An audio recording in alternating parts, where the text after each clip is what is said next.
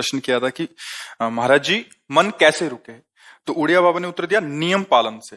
यदि हम नियम पर दृढ़ रहें तो मन हमारा क्या कर सकता है। नियम तो परमात्मा देखता है, हम लोग नियम पर दृढ़ नहीं रहते, इसी से हमारे देश की दुर्दशा है। संध्या वंदन तक का नियम जाता रहा है, भजन करने के लिए नियम की बड़ी आवश्यकता। हाँ, बड़े नियम की आवश्यकता है। तो जैसे प्रातः काल से सायंकाल तक की हर व्यक्ति की अपनी एक दिनचर्या होनी चाहिए। ऐसा नहीं कि आज हम 4 बजे उठे, कल 7 बजे उठे, पर फिर मन को आप कंट्रोल नहीं कर पाएंगे। मन के लिए एक दिनचर्या होनी चाहिए कि हमको 10 बजे सोना है, 4 बजे उठ जाना है, तो फिर 4 से 4:15 नहीं होना चाहिए, 4 बजे उठ जाना, ऐसा नियम बना ले। और उठ करके हमको थोड़ी देर नाम जप करना है, थोड़ी देर हमें वाणी जी का गायन करना है, थोड़ी देर हमें ध्यान, एक अपनी दिनचर्या। फिर हम अपने संसार के कार्य के नियम, जो संसार के कार्य हैं, उनको भी करते हुए भगवान को समर्पित करें। जैसे जो पद में है, जो आपको राष्ट्र सेवा मिली है, जो आपको समाज सेवा के पद मिले हैं, या आपको जो घर की सेवा के कार्य मिले हैं, उनमें बहुत धर्म पूर्वक आचरण होना चाहिए।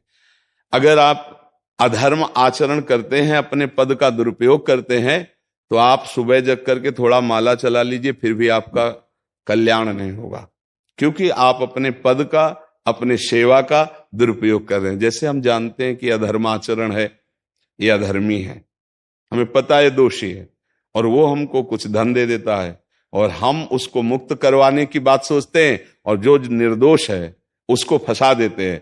अब तुम चाहे जितना माला चलाने की कोशिश करो या दान पुण्य करो, वो तुम्हारा अधर्म आचरण, वो अधर्म का धन तुम्हें सतमार्ग में नहीं जाने देगा। नियम लेना चाहिए कि जिस पद में है, जिस धर्म में है, जिस कर्तव्य में है, चाहे कुछ भी हो जाए, हम अपने कर्तव्य से विमुख नहीं होंगे। जितना जप महान है, उतने कर्तव्य महान है। दोनों बातें समझना है।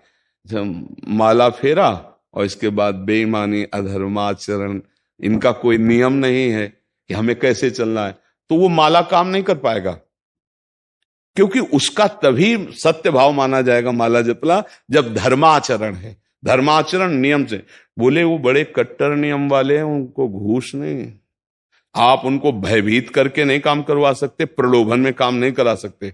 ये हमारी गृहस्थी है ना, तो गृहस्थी के पालन के लिए धन चाहिए, और धन के लिए हम धर्म को आगे रखें, धन को नहीं। धर्म को, हमारा कर्तव्य क्या, प्रायः जैसे पूज्य बाबा ने कहा, आज हमारे देश में बहुत दुर्दशा हो रही है। दुर्दशा हो रही, क्यों? क्योंकि सब अपनी जगह से गलत हो रहे हैं। अगर अपनी जगह हम ठीक रहे तो हमारी दुर्दशा नहीं होगी।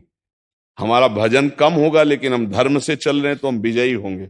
हम भगवान को प्रसन्न कर सकते हैं, क्योंकि हमें जो कार्य मिला है वो भगवान का ही कार्य, सृष्टि भगवान का कार्य।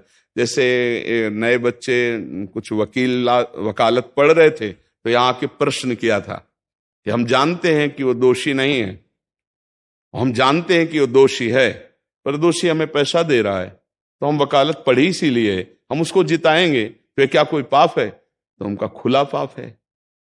बोले नहीं, हमारी कोई ऐसा कंपनी दो, ऐसा कुछ बोले कि हमारी कंपनी को ये सिखाया जाता है, तो हमको तो ये करना ही होगा, अगर नहीं करेंगे तो हमारी वकालत का मतलब क्या रहा? तो नहीं, वकालत का मतलब अधर्मी को मुक्त करवाना नहीं है।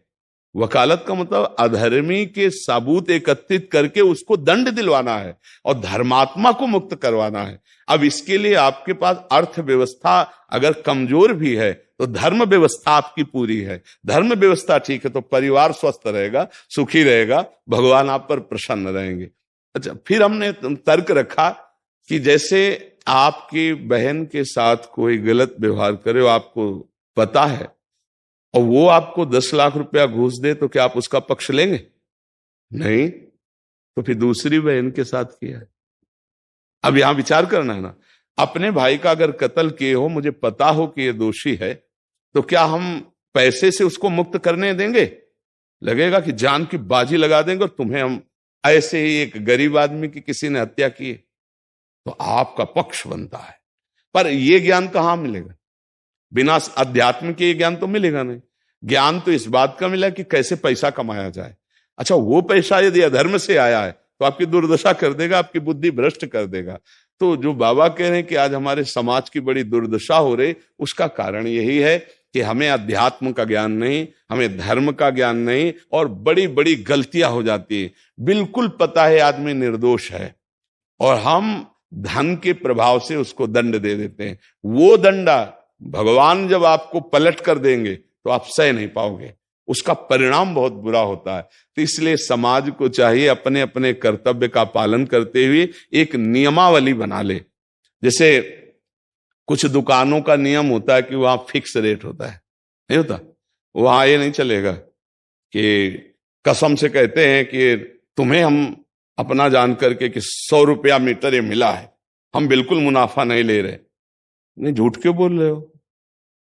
दुकान खोले हो मुनाफा के लिए, झूठ क्यों बोल रहे हो? नहीं लेंगे मुनाफा, हम जितने का लाए हैं उससे मुनाफा लेंगे, पर 120 रुपया मीटर देंगे, कपड़ा बढ़िया है, नाप फिट है, इससे नीचे नहीं उतरेंगे, हमें सफाई देने की जरूरत नहीं है कि हम कसम खाते हैं या ऐसा।